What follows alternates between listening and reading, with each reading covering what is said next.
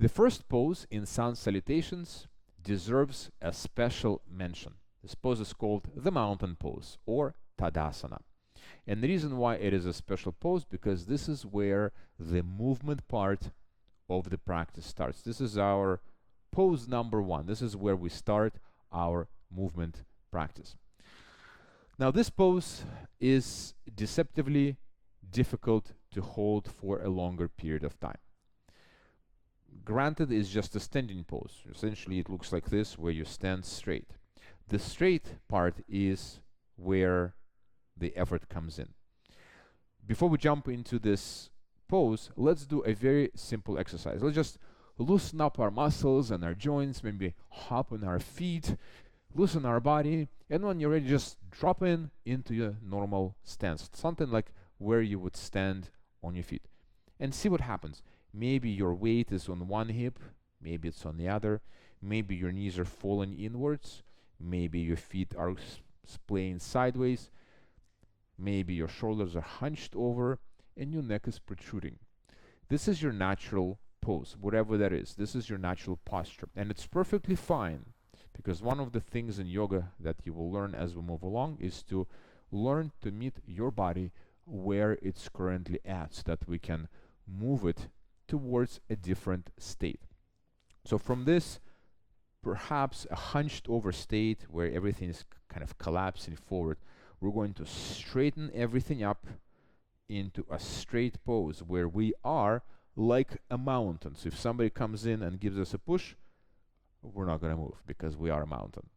So let's build this pose together from the ground up, starting with our feet. So the feet are positioned hip width apart, and the weight of your body across your feet is distributed evenly between the heels and your toes. So notice where your body is shifting, naturally shifting, and make that adjustment.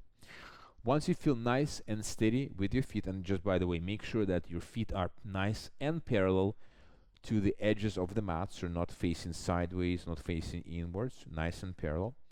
Once you have stability in your lower legs, straighten out the knees and lift up your kneecaps. That's going to activate your quads. Squeeze your glutes. This will bring your pelvis forward. Suck in your stomach. Protrude your chest. Roll back your shoulders. Press the shoulder blades down and together. Lift up your chin and push it back. Hands go to the sides. I like the version where the palms are facing forward, because I like to think that I am projecting beams of energy from my palms that are going miles and miles into the distance. And that's essentially is your Tadasana. Now, before we go on and learn the next pose, see if we can, how long you can maintain this pose, and notice what muscles in your body are getting activated. See where you feel the tension. And it's perfectly fine if this pose feels completely unnatural to you and you feel that there's a lot of stuff going on and it's difficult to maintain, and your body wants to naturally return to its usual familiar posture. So bring it back, hold it, and that is your pose. We're going to get a lot of opportunity to practice this pose in this course.